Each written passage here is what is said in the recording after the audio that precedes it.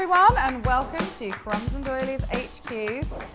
And today it's Masterclass time, and I know that stacking cakes is sometimes the bane of your life, and a lot of you ask me what the best ways to do it is.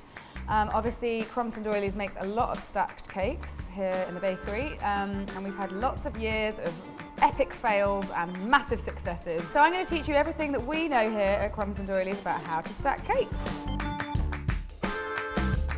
Now, you might think that stacking cakes is simply a case of putting one cake on top of the other. Well, down that road lies disaster, guys. You definitely don't want to just do that.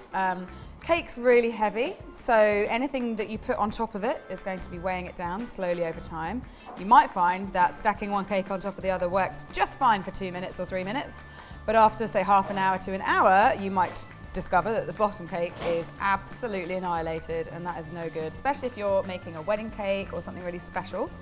So it's really important to support your cakes, and also we've found at Crumbs and Doilies that having a central pillar through the entire cake is vital, especially if you're transporting the cake any length of distance.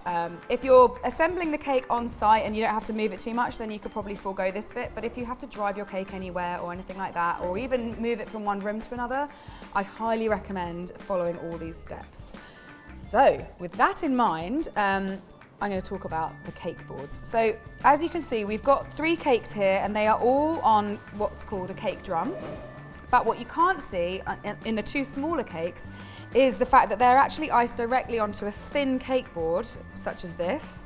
And this cake board has a hole in the middle. And the reason that we ice our cakes directly onto a thin board like this is not only because it helps us to handle it better, so we can have something between the cake and our hands when we're moving it around, but also it's something solid to sit on top of the pillars which are going to support your cake, so it's really important that you do that.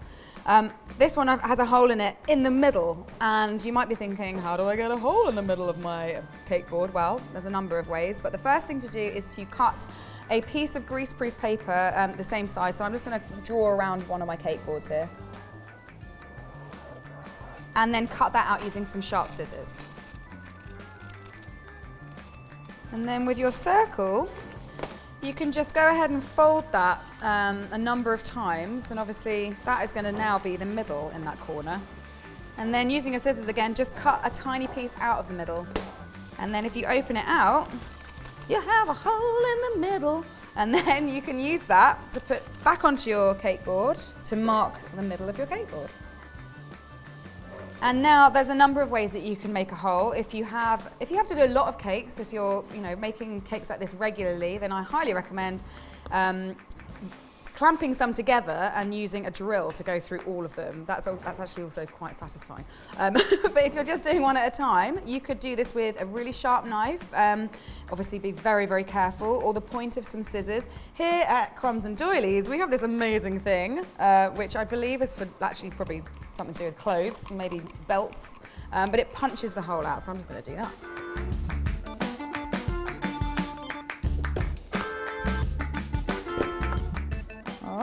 So that's a nice hole, and if you are doing lots of cakes, I'd recommend having one of these for every size of cake that you're ever going to do, just to be the template, because it really does help finding the middle of your cake, and it's just very useful to have. So, moving on swiftly, so now we need to put the central pillar in. Now obviously, the biggest cake is going at the bottom. That's going to be my pink cake, and I have iced that directly onto a cake drum, and that is going to be the cake board. So this doesn't need to be lifted off this cake board ever. I also have a paper template here, which I made earlier, to find the middle of this, because we want to put the pillar in the middle, obviously, because we're then going to use that as a center for everything else. So just go ahead and put your template right on top of the cake, which is chilled, by the way. Make sure your cakes are chilled so that they're much easier to handle, and then put your pillar right in the middle. And it's a good idea as you push down to twist as well. It helps to make it continue to go in straight. And once you've hit the bottom, you can carefully take away your paper template, and then you have your nice straight pillar in the middle, and that is going to stabilize everything so you can move this bad boy around. Now the next thing to do is to put the supporting pillars in, and these are going to take the weight of all the other cakes, so this is very, very important. There's a lot of things you can use. Some people like to go and use like boba tea straws, and if you can get hold of those for free, then by all means do, they're pretty good. These are actually specifically designed for this purpose, so I got these from a cake decorating website, and they're super strong and sturdy, and they're really useful for this. Now hopefully you have given your cake a nice even level layer of buttercream or even sugar paste, and if you put a spirit level on it, it'll be nice and straight, but you know, sometimes that's just not possible, guys, because we're human. So get it as level as possible when you're decorating it. Then have a good look around just to see if there is a higher point or a lower point. So you want to look for the highest side if you have one. This one's actually pretty good, because that's going to be the height that we measure all the supporting pillars against. So grab one of your pillars or your boba tea straws, and we're going to put 3 in. So using your central pillar as like the middle of a triangle, and remembering that your cake is slightly smaller than this one, put your first pillar in just somewhere in between the edge and the pillar. So again, just twist it as you push it down to help it to stay straight. And once you hit the bottom, obviously you have now got a very large dowel in your cake, which you don't want to have because this needs to support stuff. So I've got my edible pen here, and I'm going to mark a little line just above the surface of the cake, because what we want is for the next cake to be supported by the pillars rather than the cake, because you don't want to have any danger of it kind of squishing in any way. So here we go. Okay, so with that marked, now you need to remove this pillar very carefully. So I would also twist it back the other way, just so you don't like drag any massive chunks of cake out in the process. Because this is now going to be our template for the other 2 pillars. And I am going to be using a pair of secateurs, which are these guys. These are the things you've probably got in your shed for your gardening. They're also really handy for cake decorating, because these are pretty sturdy things, and scissors don't always cut it. If you don't have, literally cut it, if you don't have a pair of secateurs, you could use a little saw, like a hacksaw or something, but these are really handy and quick. So now you then need to mark the dowel with this one to get them all the same length.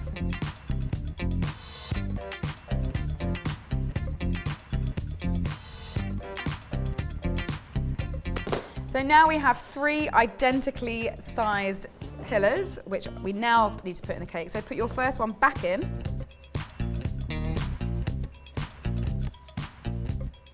And then put the other 2 in evenly spaced like a triangle.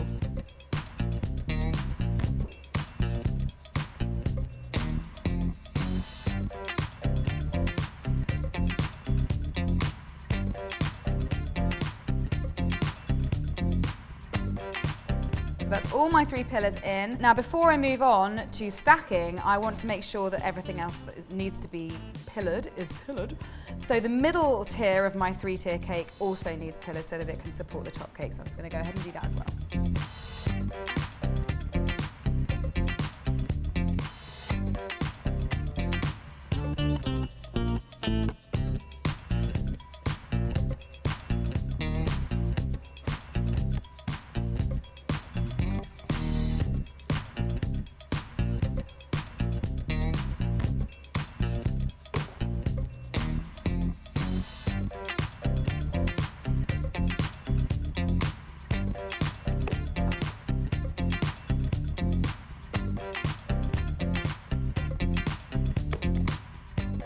Once you have your 3 pillars, before you put them into your cake, just stand them up against each other and make sure they are all the same size.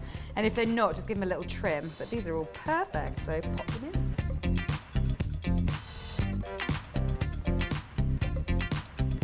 So you might have seen already when you've put your pillars in that some of them raise a little bit higher than the cake, and that's absolutely fine. That means that your dowels are level and maybe your cake isn't. Don't take it personally because we're going to fix it all up and it's going to look fine at the end.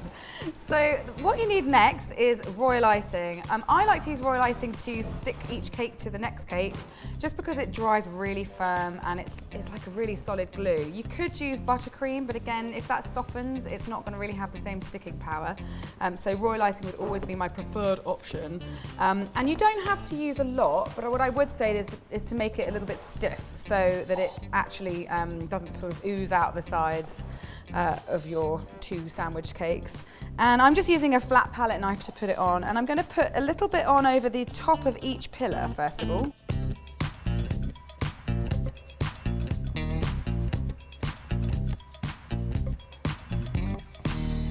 And just spread that around, but make sure that you don't go past the area where your next cake is going to be, otherwise it will look really messy. But I think that's it. So now it comes to the scary bit.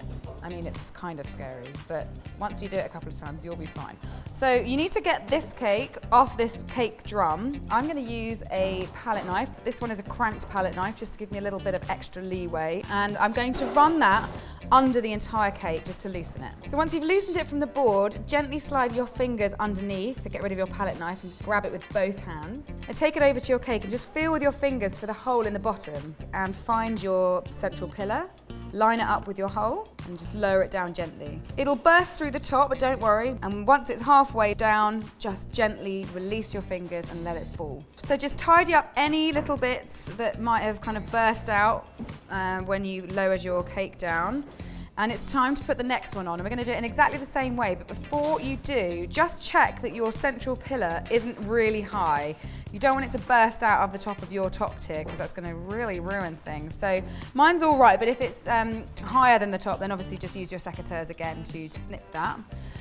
But I'm going to go ahead with the next bit, so it's exactly the same.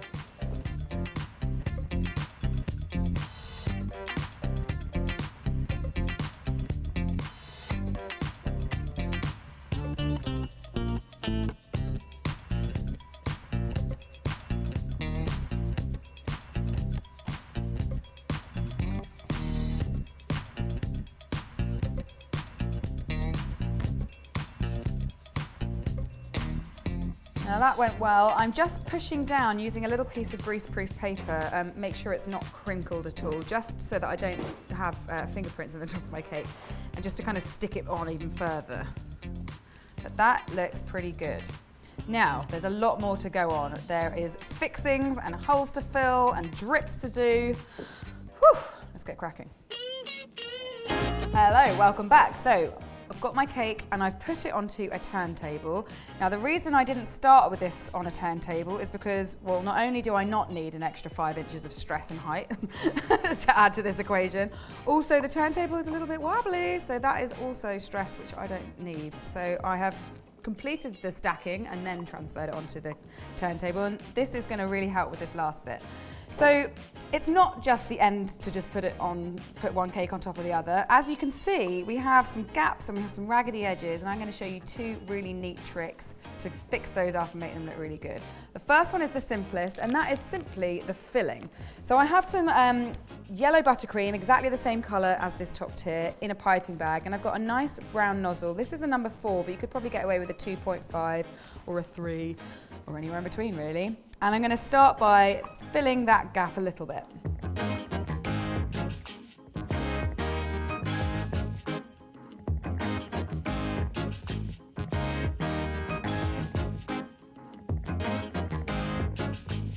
And then the next bit is really simple. You want to use your finger or a paintbrush to smooth that out. Make sure you keep a clean cloth next to you at all times so you can just wipe your finger or your brush. It's a little bit like sealant when you do your bathroom sealant, but it tastes a lot better. So just use your paintbrush to smooth out that bit of extra buttercream you put on and remove any excess.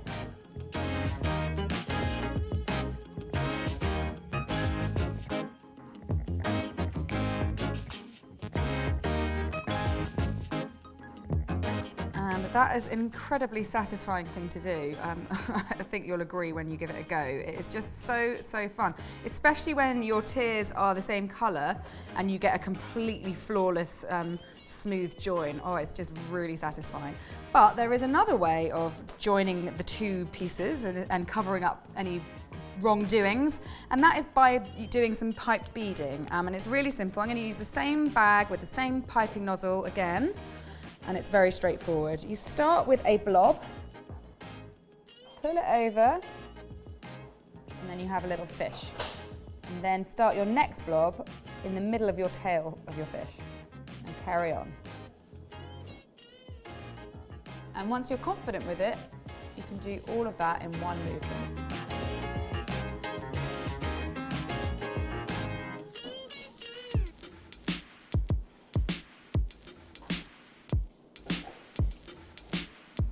And that is beautiful, I think you'll agree, and really, really easy. And if you wanted, you could even use like a small star nozzle to make it a little bit more fancy, but I quite like the simplicity of this. And I've got one last trick up my sleeve, and that is to give the middle tier a drip, just to tie all these colours together and just make it look even more awesome. And I've actually done a drip cake masterclass how-to on my channel, so please go and check that out. I'll tell you how to make all the right consistencies of ganache and white chocolate, and how to colour your white chocolate this amazing colour, pink.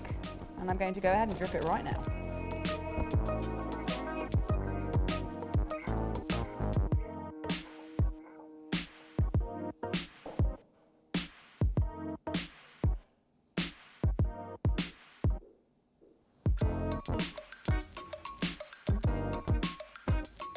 So I've piped all the way around with these lovely drips, and now I'm just going to fill in that gap between the drip and the edge of the cake.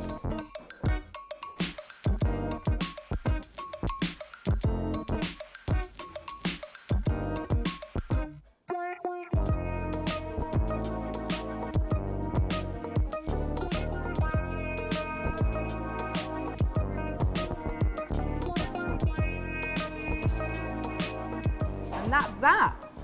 Wow! That is so cool. I actually love this cake. It's really rocking my world.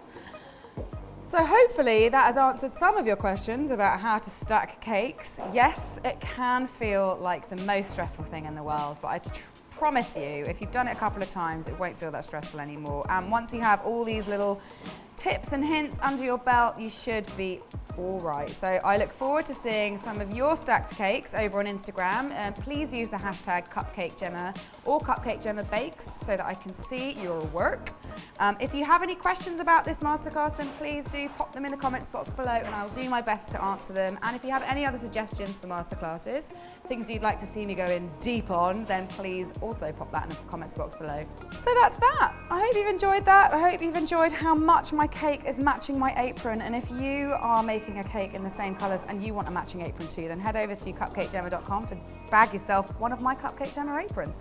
I'll be back on Thursday at the usual time, but this one's going to be great because it's going to make this cake even more awesome, because I'm going to show you how to do chocolate paint brush strokes. So please tune in. I will see you then. Bye.